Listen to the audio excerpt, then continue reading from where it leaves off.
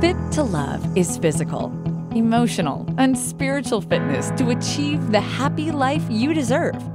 From exercise to cooking, relationships, and spirituality, you'll find all the inspiration you need right here with our host, JJ Flizanes. Welcome to Fit to Love, Movement Mondays, all about exercise, all about movement, all about you.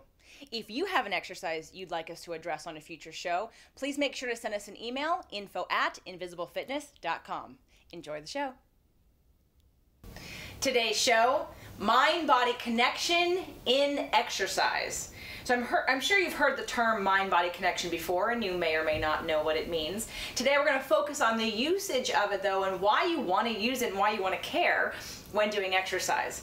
Another term that would be appropriate in this situation would also be mindfulness. So if you've heard being mindful, it's kind of the same thing as that mind-body connection. So your brain sends a message to your body in order to activate the muscles that you need to do an exercise. And that basically is the mind-body connection that you're not controlling. It's just going to happen most of the time. But there are muscle fibers that you have in your body that you don't connect to very often because you haven't done a motor pattern that needs them, or the muscle has really strong fibers that does most of the work for you. And so what's happening is that we're missing a whole bunch of fibers in probably all of your muscles that haven't been talked to in a while. The brain hasn't connected to them. And why you want to use mind-body connection and mindfulness in your exercise is for these reasons. Number one, you're going to activate new muscle tissue you haven't used before. Number two, you're going to get better results because you're going to be talking to the exact muscle that you want to work. So there's no randomness, there's no injury. And that's the third point, is that you can't get injured when you have complete control over your motion. And when you are deliberate in contracting the muscle that you want to work and that you want to resist.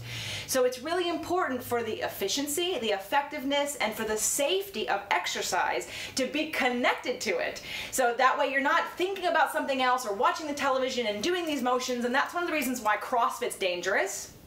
And any exercise that you do where you are disconnected from your body, where your brain is having a conversation about something else, and I'm not talking about cardio per se. I mean, you would get more out of your cardio if you were connected to it, but I understand that 20, 30, 40, 50, 60 minutes of cardio may be boring to think about those muscles repetitively doing the action that they're doing.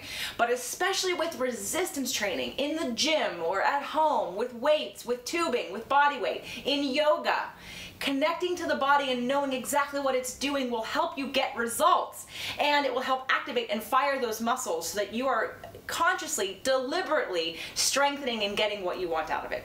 So I'm going to show you an exercise that we've done before on the show called a standing hip flexion, because it's the easiest one to show you true mind-body connection.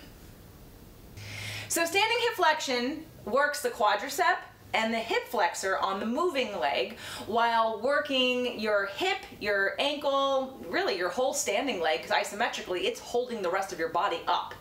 So what I'm going to do is have you take your feet hip width apart, transfer your body weight to one side. So my right leg is going to be holding me up. And my left leg, I'm going to point my toe and lock my knee. And I would recommend that if you can, do this with me right now. If I asked you to lift your leg, what would you do? You'd probably do something like this. I can kick, I can throw, and you can see that, you know, there's really nothing to look at. I'm just kicking or throwing my leg. It looks like I might have a little bit of control, but it's very different from going in and thinking about pulling my leg up, because that muscle pulls. All muscles pull, no muscle pushes.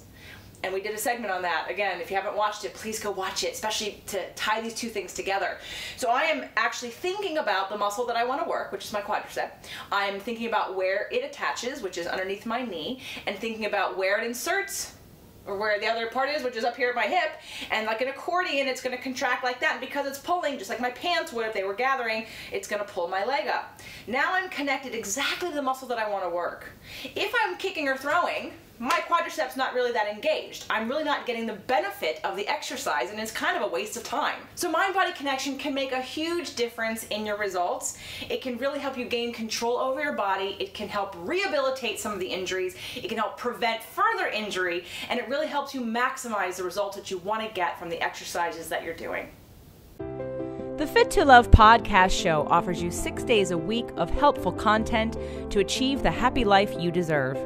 Movement Mondays and Tasty Tuesdays are weekly videocasts, while Wellness Wednesdays, Thoughtful Thursdays, Freedom Fridays, and Sexy Saturdays are audio-only shows themed every week to address your holistic life and needs.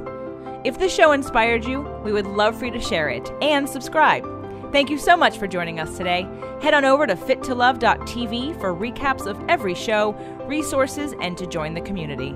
That's FIT, the number 2, LOVE.tv. Have a fit and fabulous day.